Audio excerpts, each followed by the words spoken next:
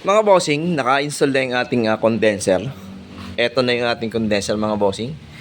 Okay, kabit na rin yung ating compressor. Good na yan. At naglagay din tayo ng charging valve dito sa ating high side. Dahil mahirap kabitan yung nandun sa compressor, no, mga bossing. So tapos nakaligtas na tayo syempre. Meron na tayong nitrogen na pressure nilagay para ma-check natin yung ating mga dugtungan kung may leak o wala. At maglo-load tayo ng refrigerant mga boss pagka na-double check na natin na walang leak yung ating mga dugtungan.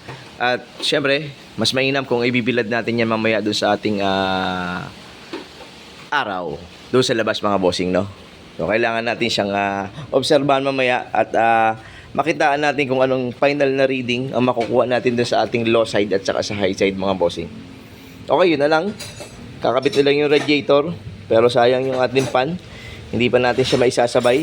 Pero syempre, i-request natin at papaalala natin yan dun sa ating kliyente. Mga bossing, load na tayo ng refrigerant dito sa ating Lancer singket na to. Pero parang bakit may bubbles pa to? Kulang pa tubig? Hindi yan nag-over ito. Meron na tayong reading na low side 40, high side natin 180. Okay, so, tingnan natin mga bossing, obserbahan natin to. Hindi pa naman puno ng refrigerant. Tingnan natin kung hanggang saan bababa yung ating low side saka high side. Gumagana ba yung pan? Gumagana naman ang pan. Yung isa tol, ba't hindi gumagana? Nakasabay ba sa ano to? Makina? Oo. Kasi kapon, dumana yan. Ayun lang, kaya siguro nag-high pressure din, ano? Nakasabay siya sa makina, hindi siya nakasabay sa aircon. Okay, papacheck natin sa ano yan, electrician, kung gusto niya isabay sa aircon. May thermometer na ba? Zero.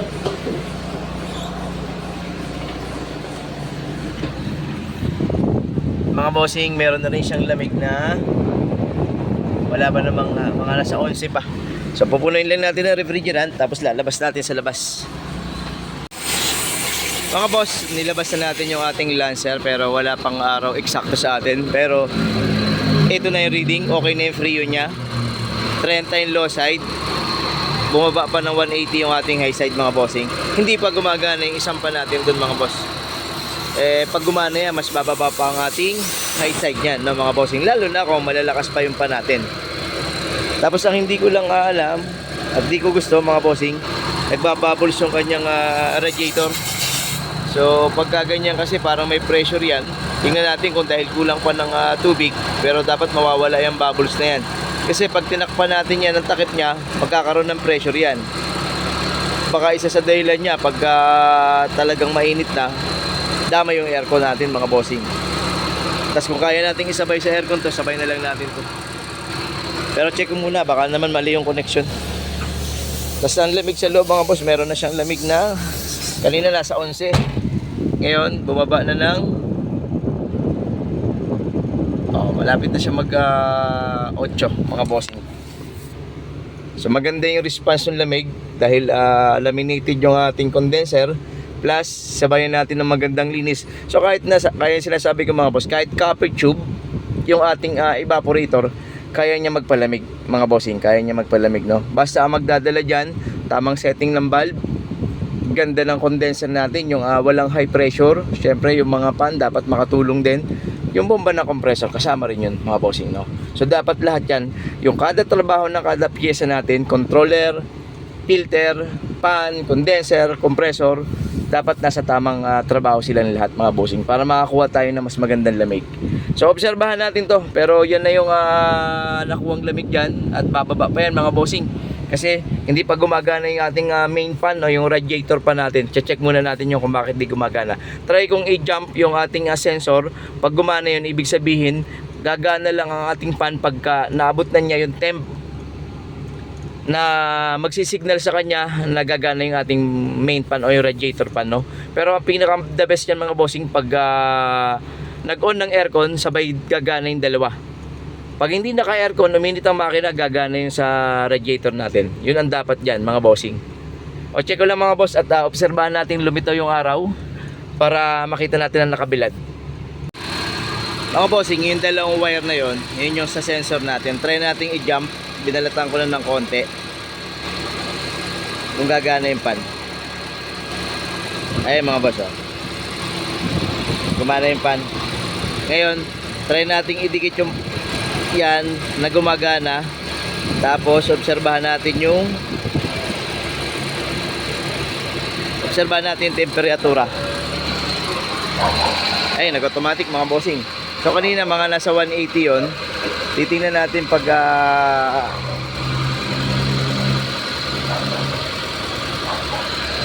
nawawala, nagdulus.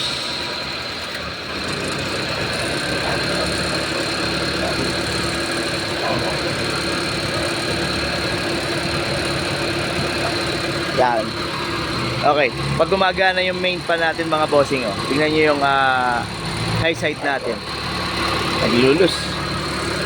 Ayaw. Nawawala. Dali. Ay mga boss, gumagana. Tingnan niyo yung ating ating high side. Oh, nag-automatic. 180 yun mga bossing kanina. Antayin natin mag-on. Yun mga boss. Tingnan nyo yung low side. Bumaba pa ng 30. Tapos yung high side natin 150 lang mga boss. O kaya napakaganda ng mga pan kung nasa tama yung speed. Pangalawa yung pag-on ng compressor, kailangan sabay sila kasi mga boss, mahaba ang condenser natin. Kahit may backup yan dito sa harapan na gumagana, ang problema yung kabilang side wala. Ayan, ang ganda na reading ng high side natin mga boss. Low side, ang ganda rin. Bumababa ng 26. Automatic, ang ganda. Papa-advise natin yung maglagay tayo ng relay para maisabay natin sa aircon yung mga bossing. Hindi tayo aasa na kung kailan siya gagana. Kasi pag hindi yan gumana ng nakaload ang aircon, pwedeng tumaas yung temp ng high side. So maghahanap ng problema yan mga bossing. Mga bossing, pag nakapatay yung pan natin, tingnan nyo yung high side natin. Tumaas ng 180 ulit. Didikit ulit natin yung pan.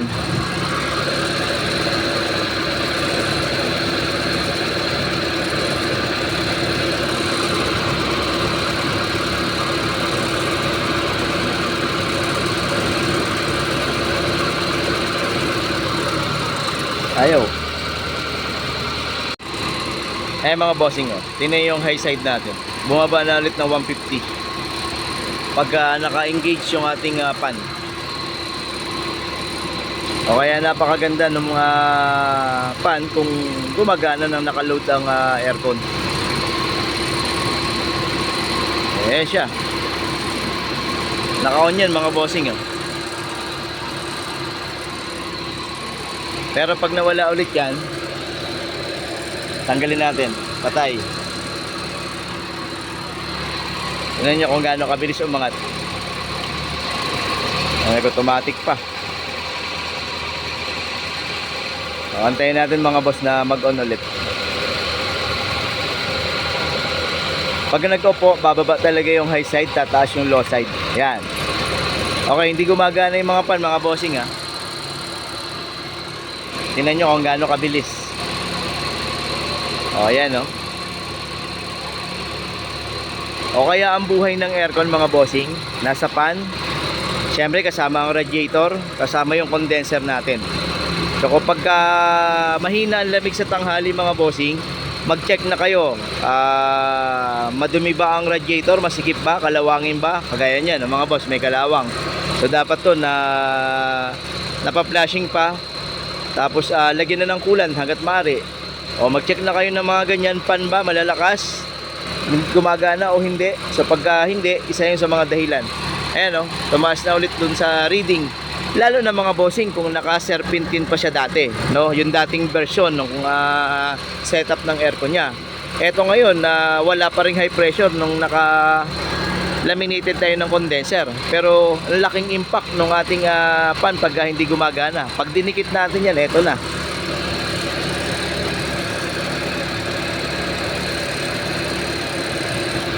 Ayan mga boss, gumana ha.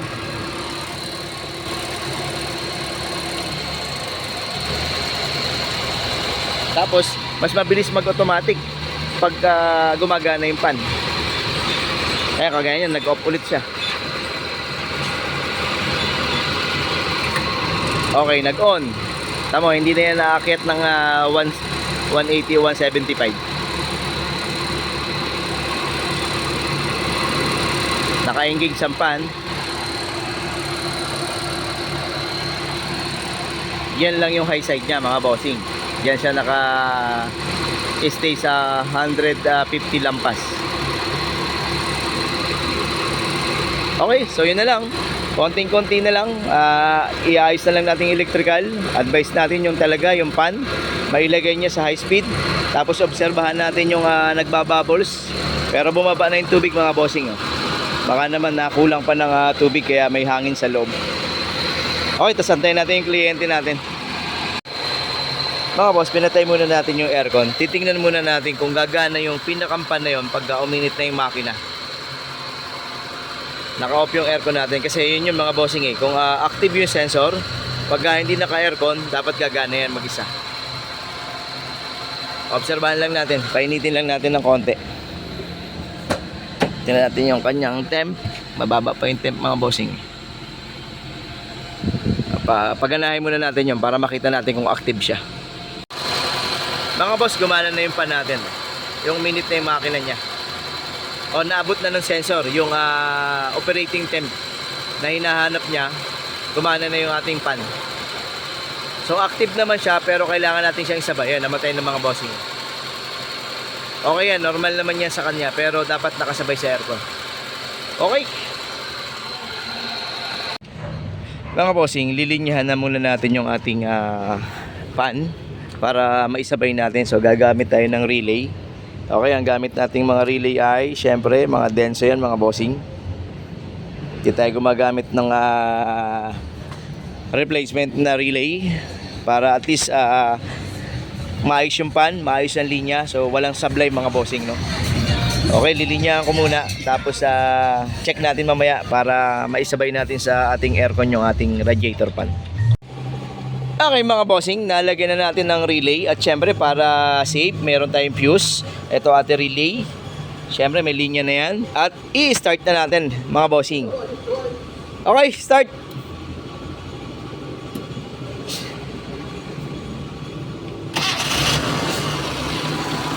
Okay, aircon. Yan mga bossing. Sabay na silang gumana ng ating main fan. Patay aircon. Ayan mga boss. Patay din.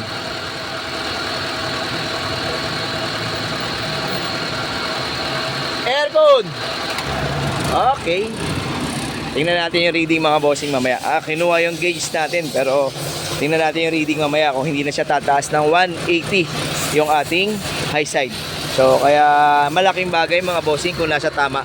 Ang isang mga sekreto para palamigin ng aircon natin, dapat dyan nagche-check na kayo kaagad. Lalong-lalo na mga boss kung ang year model ng sasakyan natin ay medyo matanda na.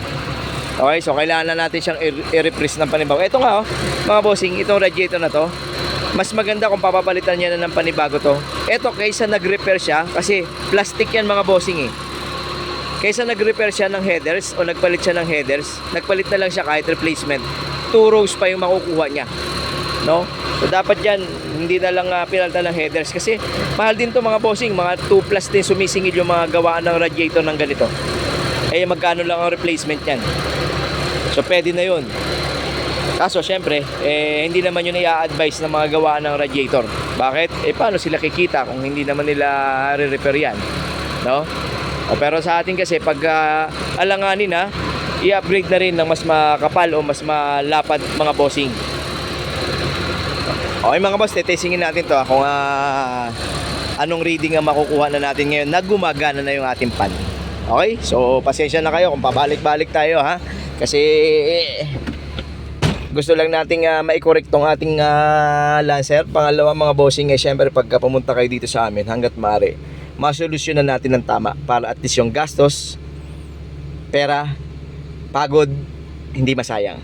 Okay? Obserbahan lang natin, tas sakto yung mga bossing, anong oras na ba para mga mag-aalas 11 na yata o alas 10 lampas, no? So tingnan natin yung araw, sana tutukan tayo ng araw para makitaan natin ng eksaktong reading or yung masasagupa niya talaga mga bossing yung tutok na araw. Okay. Mga boss, eto na yung final nating reading. 30 yung low side natin pero bumababa pa naman. High side natin na 175.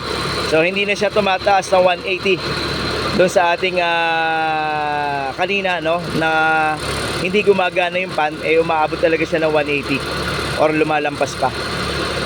Okay, final natin yung loob. Pero kaya start lang, nag-automatic. Mga bossing. So nakakakuha siya 7 pagka hindi nag-off. Nakasagad yung thermostat pero nag-automatic pa rin. So ang maganda ron, napapalamig niya ng maganda yung evaporator natin.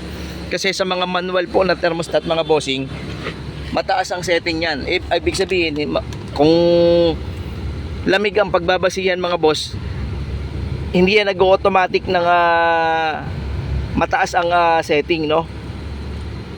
Pero to nakasagad to mga bossing pero nag-automatic pa rin siya. Pero babaan natin konti. Yan. Yan, naka-manual thermostat siya. Pero yung lamig niya nakukuha naman niya kaya nag-automatic. Kasi yung iba niyan 1/4 lang ang setting. Kasi ayaw mag-automatic pagka naka 3/4. Okay, tas temp niya, syempre dahil gumagana na yung pinakang main, hindi yan tataas ng ganun kataas. Dahil malamig yung ating radiator. Wala pa namang wala pa 5 minuto. Nandito na rin yung may-ari, magpapasalamat tayo. Okay, yun lang mga bossing. So ito yung ating ginawa dito sa ating shop, itong Lancer Singkit. At syempre, magpapasalamat tayo sa ating kliyente kay Sir Randy. Ayun, from Marikina, boss. Ayun, salamat bossing. So may mga kailangang obserbahan at may kailangan gawin. So kailangan ma-check at makorek na natin yun para at least mas tumagal ang buhay ng iyong aircon. Okay, salamat bossing. Salamat. Sa misis ko na ayan. Pinayagan ako mag-upgrade ng Iyan. Ayun mga bossing, syempre kailangan merong approval ng commander-in-chief natin, no. So kaya napagawa ni Sir Randy yung kanyang aircon dahil iyon. Mga bossing. So ayun lang, no. Mga boss, yung high pressure, diyan nagkakaroon ng trouble sa ating condenser, fan, radiator, mga magkakasama yan. Kaya kung gusto nyo i-correct, dapat nasa tama yung ating system, no? O ayun lang mga boss, maraming salamat ulit sa inyo. Siyempre, ingat lagi at God bless sa ating lahat. Boss Randy, salamat na marami. Thank you.